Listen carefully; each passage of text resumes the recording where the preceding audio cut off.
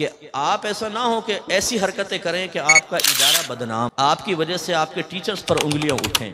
और ये हर तालिब इल्म को ऐसा होना चाहिए। बाकी बदनामी हो देखी जाएगी, आपको देखकर कोई ये कहे कि यार ये तुम्हारी तरबियत की तुम्हारे उस्तादों ने। तालिब इल्म बाज़ औक़ात अपने ज़ाती मफादात के लिए ना उस्ताद की इज़्ज़त को देखता है ना इदारे की इज़्ज़त को देखता है। उसका ठेका हमने नहीं लिया, ये सबसे बड़ी मेजर मिस्टेक है, गलती है हमारे मुफ्ती अब्दुल क़य्यूम हज़ारी साहब रहमतुल्लाह अलैह हमें पढ़ाते थे, फ़लसफ़ा पढ़ाते थे। तो वो बड़ी लंबी अबहास जिक्र करते थे फ़लसफ़े की, और सबक बड़ा रिपीट करते थे। एक दफ़ा दो दफ़ा कहते थे फिर सुनो फिर सुनो फिर सुनो। 5-6 दफ़ा रिपीट करने के बाद फिर वो कहते थे किसी को खड़ा करके, जो मैंने बयान किया अब सुनाओ। और मैं बैठा होता था बिल्कुल मुफ्ती साहिब के सीधी तरफ, और उस वक्त मैं दावत इस्लामी के माहौल में भी था, इमामा पहनता था। अब भी मेरा ताल्लुक़ तमाम जो जहाँ कोई सुन्नी काम कर रहा है हमारा उसके साथ ताल्लुक़, लेकिन बाकायदा वक्त तंजीमी हवाले से मैं अर्ज़ कर रहा हूँ, उन दिनों इमामा भी सर पे होता था। हमें ज़्यादा खौफ होता था कि अगर हमने सबक सही नहीं सुनाया तो ना सिर्फ अपनी शख्सियत डैमेज होगी बल्कि माहौल के ऊपर भी उंगली उठाने का मौका मिलेगा, तनकीद का मौका मिलेगा, और ये मैं पसंद नहीं करता।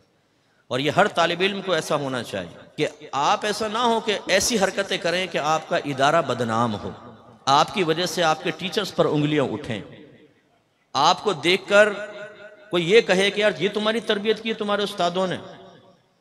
तालिब इल्म बाज़ औक़ात अपने ज़ाती मफादात के लिए ना उस्ताद की इज़्ज़त को देखता है ना इदारे की इज़्ज़त को देखता है। उसे अपना मकसद पूरा करना है, अपने मफादात हासिल करने हैं, वो हासिल हो जाएं, जेब भर जाए, पेट भर जाए, ख्वाहिश पूरी हो जाए, बाकी बदनामी हो देखी जाएगी, उसका ठेका हमने नहीं लिया। ये सबसे बड़ी मेजर मिस्टेक है, गलती है आपकी एक जिम्मेदारी बनती है, आप इदारे को इज्जत दें, एहतराम दें। जब तक वाबस्ता हैं तब भी, अगर आप इदारे से फारिग होकर चले गए तब भी ऐसी हरकत ना करें कि इदारे की बदनामी हो।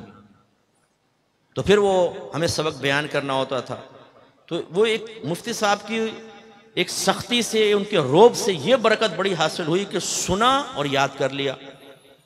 ये बहुत बड़ा फ़ायदा होता है। अक्सर तालिब इल्म सुनते ज़रूर हैं, याद नहीं करें। इसलिए क्लास से बाहर निकल के पूछें कौन सा सबक पढ़ा, क्या सबक पढ़ा, तो वो जहन में नहीं। हाँ, इबारत से बाद औक़ात निकाल लेते हैं या शरह वगैरह पढ़कर दोबारा निकाल लें, लेकिन याद करने की आदत होनी चाहिए। ये बाद औक़ात नहीं होता तालिब इल्म को। और इसी तरह फिर बयान करना, मैं अपनी एकेडमी में ऊला से ही कहता हूँ हर तालिब इल्म को, आप जो पढ़ रहे हैं उसको पढ़ाएं, आप जो पढ़ रहे हैं पढ़ाएं।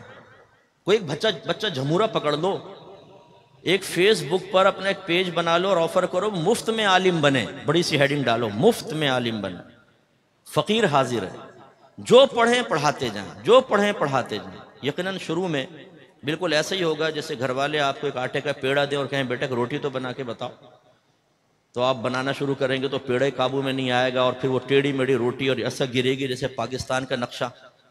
लेकिन कुछ अरसे बाद एक बेहतरीन रोटी आप तैयार करने में कामयाब हो जाएंगे।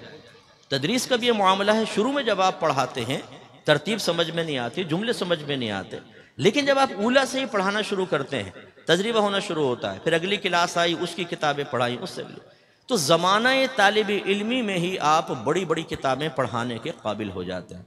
उसका फ़ायदा ये होता है कि एक तालिब इल्म कम वक्त में अपने आप को अपने मसलक और मज़हब के लिए ज़्यादा से ज़्यादा मुअस्सिर बना सकता है।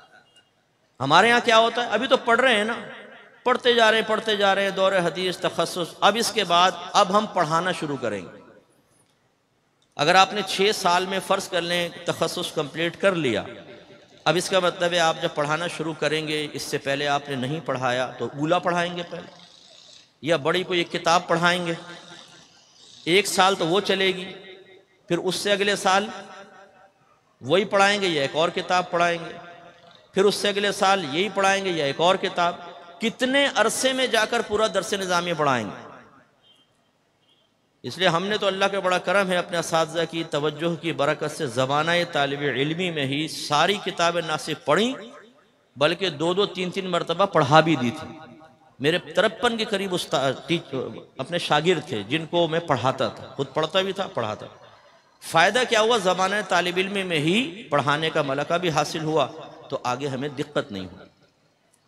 तो एक ग्रुप तालबा का ऐसा होता है कि जो ना गौर से सुनता है, ना समझता है, ना याद करता है, ना वो आगे डिलीवर करने के लिए अपने आप को तैयार करता है। फिर उनकी हालत क्या होती है, मैं जब पढ़ रहा था तो एक तालिब इल्म था, माहौल से वाबस्ता था, वो अक्सर मेहनत नहीं करता था, तो मैं उसको कहता था यार तुम मेरे पास आ जाओ, मैं तुम्हें पढ़ा देता हूँ, तुम अच्छे अंदाज से पढ़ा करो, तुम्हारी वजह से बाद वक़्त असातिज़ा डांटते हैं, डपटते हैं और मतलब तंजीम पर भी अटैक कर देते हैं, तो तुम ज़रा अपना ख्याल करो।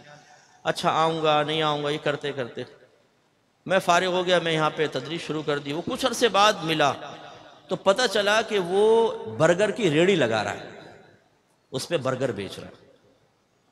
तो बेटा अगर आप में से भी कोई इस तरह की तैयारी, कोई काठियावाड़ी छोले वगैरह बेचने की तरकीब बना रहा हो तो मुझे बता देना, कभी हम भी आपकी रेड़ी पे आके छोले खा लेंगे। तो जो मेहनत नहीं करेगा वो फिर छोले ही लगाएगा, जो अपने दीन को छोड़ देगा तो वो दुनिया में ख्वार होकर चंद टके तो कमाकर अपनी फैमिली को तो लेकर चल लेगा, लेकिन आखिरत में पछतावा उसका मुकद्दर बनेगा। इसलिए तलबा के इन दो गुरों में से किस गुरों में आपको शामिल होना है, इसके बारे में गौर व तफक्कुर करें। और यकीनी सी बात है, समझदार यही फैसला करेगा कि हमें सहाबा के तर्ज पे चलना चाहिए कि उन्होंने नबी करीम के पैगाम को गौर से सुना है, समझा है, जहन में महफूज रखा है और दूसरों तक पहुंचाया।